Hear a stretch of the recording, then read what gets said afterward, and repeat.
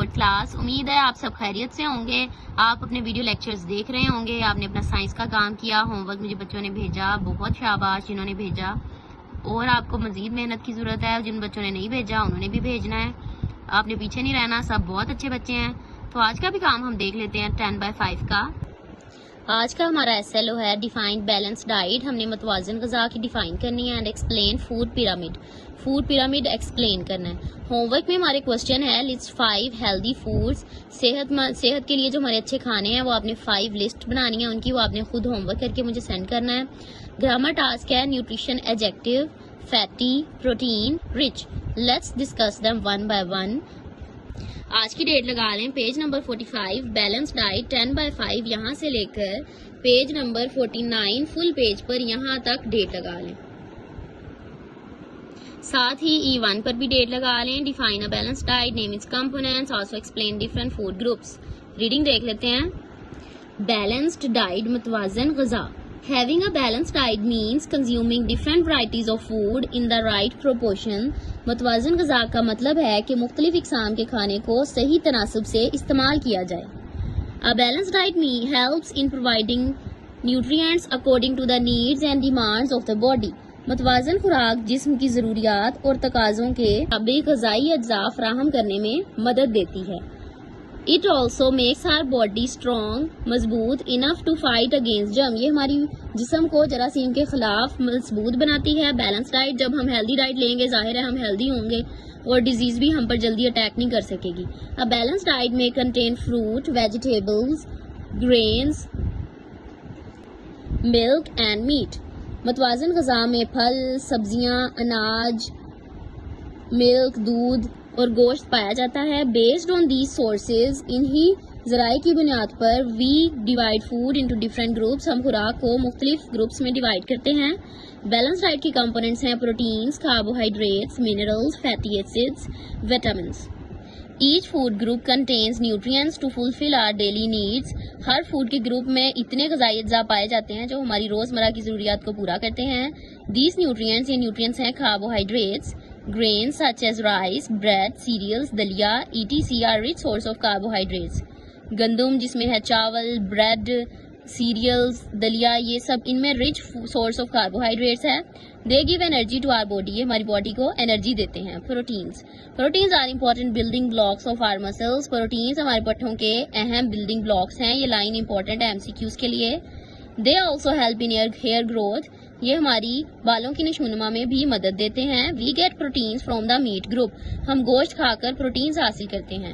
Vitamins and minerals, milk and other dairy products जैसे कि cheese, yoghurt, दही, etc. Are a source of different vitamins and calcium. They make our bones and teeth strong, ये हमारे दांतों और हड्डियों को मजबूत बनाते हैं। Fruits and vegetables are also full of vitamins, फलों और सब्जियों में भरपूर विटामिन्स होते हैं, मिनरल्स होते हैं और फाइबर होता है। They keep our digestive system healthy, ये हमारे डाइजेस्टिव सिस्टम को, निज़ामी निज़ाम को मजबूत बनाता है, सेहतमंद बनाता है। Fats store energy in our body for later use, बाद में इस्तेमाल होने के लिए एनर्जी फैट्स हमारी बॉडी में स्टोर करता है।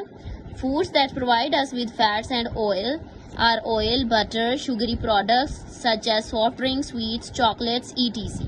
But the question is how to take the correct amount of food. अब हमें ये तो पता चल गया कि ये कंपोनेंट्स हैं, बैलेंस डाइट ये है, लेकिन हमें ये कैसे पता चलेगा कि हम कितनी अमाउंट लें हर चीज की।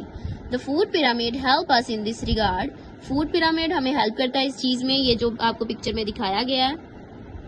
The food pyramid is a representation of different food, ये मुख्तलिफ खुराक की नुमाइंदगी करता है। Groups in a pyramid according to our intake requirement, हमने कितना ज़रूरत है हमारे मतलब इस खाने की, हमारी बॉडी को किस न्यूट्रिएंट की कितनी ज़रूरत है, तो ये हमें बताता है। फूड एट द बॉटम, वो खुराक जो पिरामिड के नीचे दी गई है, should be taken in large amount, हमें उसको ज़्यादा अमाउंट में लेना होता है। As we move up in the food pyramid, जैसे जैसे हम फूड पिरामिड में ऊपर की तरफ जाते हैं, the substituent portion of food, जो उसके बाद पोर्शन आता जाता है, from each group gets lesser and lesser, उससे कम हमें लेना है।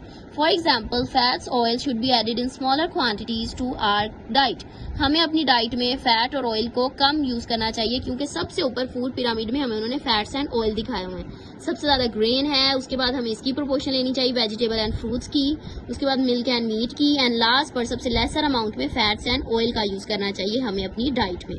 क्वेश्चन देख लें। पहले हमने डिफाइन अ बैलेंस डाइट, मुतवाज़न ग़िज़ा की डिफाइन, इसके कंपोनेंट्स और एक्सप्लेन करने हैं फूड ग्रुप्स।